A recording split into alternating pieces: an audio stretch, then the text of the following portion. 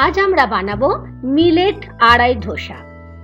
আড়াই ধোসা সাউথে স্পেশালি তামিলনাড়ুতে একটি বিখ্যাত টাইপের ধোসা। আর আজকে আমরা ধোসা বানাবো তখন কিন্তু কোনো চালের ব্যবহার করব না, ব্যবহার করব ফক্সটেল মিলেট। মিলেটের কিন্তু বহু গুণাগুণ আছে, আমাদের স্বাস্থ্যের পক্ষে খুবই ভালো। আমি বানাতে বানাতে সব বলে দেব। আর আড়াই বলছি তার কারণ হচ্ছে আমরা এখানে 4 রকমের ডাল ব্যবহার করব। সুতরাং বুঝতেই পাচ্ছেন আজকের রেসিপি হচ্ছে ডায়াবেটিক ফ্রেন্ডলি আর প্রোটিন সমৃদ্ধ একটি রেসিপি। এটা ব্রেকফাস্টের জন্যও বানাতে পারে কিংবা ডিনারের জন্য। তাহলে আসুন শুরু করি। আমি প্রথমেই নিচ্ছি এখানে 1/4 কাপ পরিমাণে চিড়ে নিয়ে নিয়েছি। চিড়েটা অবশ্যই বার কতক জলটা চেঞ্জ করে ভালো করে আমাদের চিড়েটাকে ধুয়ে নিতে হবে, কারণ চিড়ের মধ্যে তো অনেক ডাস্ট থাকে, সেই জন্য আমাদের চিড়েটাকে ধুয়ে নিতে হবে ভালো করে। দেখুন চিড়েটা ধুয়ে নিলাম, রেখে দিলাম। এখন আমি আর একটা পাত্র নিয়ে নিচ্ছি। এইখানে নিয়ে নিচ্ছি আমি 1 কাপের মতো ফক্সটেল মিলেট। আমি প্রথমেই বলেছি আর চাল দিয়ে ব্যবহার করব না। মিলেট ডায়াবেটিক রোগীদের জন্য ভীষণই ভালো, তবে তারপর যারা ওয়েট ম্যানেজমেন্ট করছেন তাদের জন্য খুব ভালো। আমি 1 কাপ নিয়েছি মিলেট। এটাকে বেশ ভালো করে দেখেছেন জল দিয়ে ভালো করে একবার ধুয়ে এটাকে আমি রেখে দিলাম। এখন নিচ্ছি চানা ডাল মানে ছোলার ডাল 1/4 কাপ। আমরা এখানে 4 রকমের ডাল ব্যবহার করব। নিয়ে নিলাম 1/4 কাপ মুগ ডাল। তার সাথে নিচ্ছি 1/4 কাপ তুর ডাল মানে যেটা সাম্বারের ডাল, অড়হর ডাল যেটা বলি আমরা, সেটাও নিলাম 1/4 কাপ। আর নিচ্ছি 1/4 কাপ বিউলির ডাল মানে উড়দ ডাল। তাহলে আমরা 4 রকমের ডাল নিলাম, বিউলির ডাল, ছোলার ডাল, আর কি বলুন একদমই ঠিক, তার সঙ্গে হচ্ছে অড়হর ডাল আর মুগ ডাল। ভালো করে ডালটাকে বেশ 2-3 বার জলটাকে ধুয়ে ধুয়ে পরিষ্কার করে আমাদের ফেলে দিতে হবে, কারণ ডালের মধ্যেও অনেক ডাস্ট থাকে। আর যেহেতু আমরা এটা ডাল দিয়ে বানাচ্ছি 4 রকমের ডাল, এর জন্য এটা প্রোটিন সমৃদ্ধ একটা ব্রেকফাস্ট। এটাকে আমি 2 থেকে 4 ঘন্টা সবকিছু আমি ভিজিয়ে রেখেছিলাম। ফেরত এলাম 2 থেকে 4 ঘন্টা পরে, দেখিয়ে দিচ্ছি। দেখুন মিলেটও একদম ভালো করে ভিজে গেছে, ডালটা তো ভিজেই গেছে। এখন আমি এখানে নিয়ে নিলাম একটা মিক্সি জার। প্রথমেই নিয়ে নিচ্ছি যেটা সোক করে রেখেছিলাম মিলেটটা মিক্সির জারের মধ্যে। তারপরে নিয়ে নিচ্ছি যে 4 রকমের ডাল, বিউলির ডাল, অড়হর ডাল, ছোলার ডাল, আর তারপরে নিয়ে নিচ্ছি পোহা মানে চিড়েটাকে, যেটাকে আমি ভালো করে জল ঝরিয়ে রেখেছিলাম। তার সাথে নিচ্ছি 4 থেকে 5টা শুকনো লঙ্কা। আড়াইয়ের মেন ইনগ্রেডিয়েন্টসই হলো 4 রকমের ডাল, তার সঙ্গে শুকনো লঙ্কা অবশ্যই থাকবে। তবে যারা মনে করবেন শুকনো লঙ্কাটা দেবেন না তারা নাও দিতে পারেন, তবে শুকনো লঙ্কাটা দিলে টেস্টটা খুব ভালো হবে। বেশ ভালো করে প্রথমে একবার দেখলেন গ্রাইন্ড করে নিলাম। একটু যেহেতু এটা শক্ত, ভালো করে এটা মিক্স হয়নি বলে আমি এখানে 1/2 কাপের মতো জল দিয়ে আবার ভালো করে একবার মিশিয়ে নিচ্ছি। মিশিয়ে নিয়ে আমি আর একবার এটাকে মিক্সির জারের মধ্যে নিয়ে ভালো করে পেস্ট করে নিলাম। আমি দেখিয়ে দিচ্ছি ঠিক এই রকম ধরনের ব্যাটারটা করতে হবে।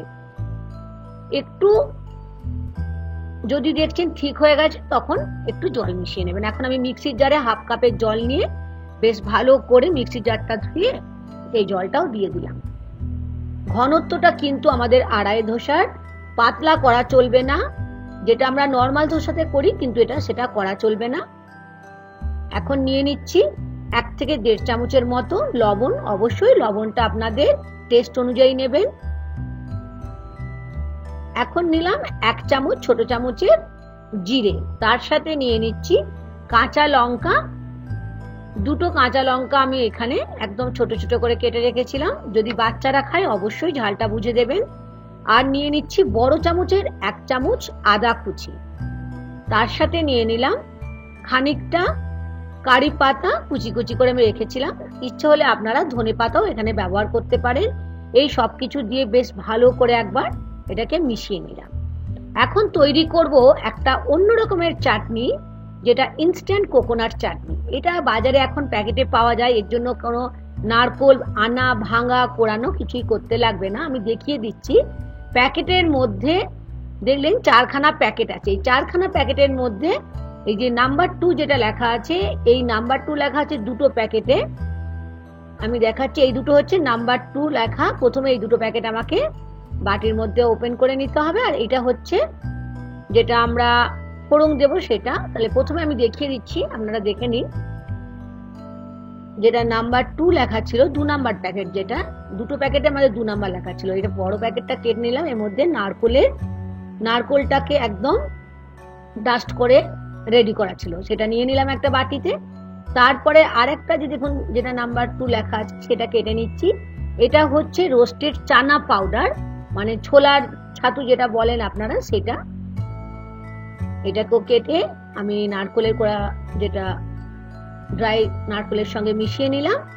এখন নিয়ে নিচ্ছি 3 নাম্বার প্যাকেট। 3 নাম্বার প্যাকেটের মধ্যে ছিল আমার ধনেপাতা আর তেঁতুলটাকে একদম ড্রাই করে রাখা হয়েছিল, কারণ আমরা আজকে বানাচ্ছি ধনেপাতা নারকোলের চাটনি। আর নিয়ে নিলাম নর্মাল টেম্পারেচার, কোনো গরম জল নয়, 1/2 কাপ জল।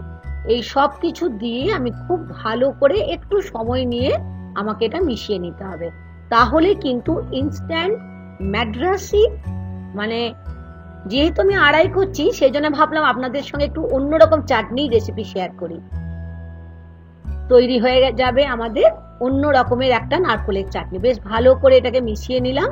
এখন দিতে হবে তড়কা। তড়কার জন্য এটা আমাদের প্যাকেটে সব রেডি করাই আছে, শুকনো লঙ্কা, কারি পাতা আর হচ্ছে সরষে। তাহলে চলুন ফোড়নটা দেওয়ার জন্য প্রথমেই গ্যাস স্টোভটা জ্বালিয়ে নিলাম। নিয়ে নিলাম 2 চামচ সাদা তেল। তেলটা বেশ ভালো করে যখন গরম হয়ে যাবে তখন যে ফোড়নের প্যাকেটটা আমি দেখালাম সেই প্যাকেটটা দেখুন আমি কেটে দেখিয়ে দিচ্ছি। সরষে, একটা শুকনো লঙ্কা আর কয়েকটা কারি পাতা, সবগুলোই কিন্তু এগুলো ড্রাই করাই আছে। এগুলো বেশ ভালো করে 30 থেকে 40 সেকেন্ড আমি লো টু মিডিয়াম ফ্লেমে ভেজে নিচ্ছি। এখন যখন খুব সুন্দর একটা গন্ধ উঠবে, আমি কিছুটা ফ্রেশ কারি পাতা আমার ছিল, শুকিয়ে আমি আগের থেকে রেখেছিলাম। এই ফ্রেশ কারি পাতা থাকলে অবশ্যই দেবেন, তাহলে চাটনির টেস্টটা কিন্তু অনেকটাই বেড়ে যাবে। এখন কিন্তু দারুণ গন্ধ উঠছে। তৈরি হয়ে গেল ইনস্ট্যান্ট কোকোনাট চাটনি, কোনো রকম কষ্টই করতে হলো না। কেমন লাগলো অবশ্যই একবার ট্রাই করে দেখতে পারেন এই নারকোলের স্পেশাল চাটনিটা।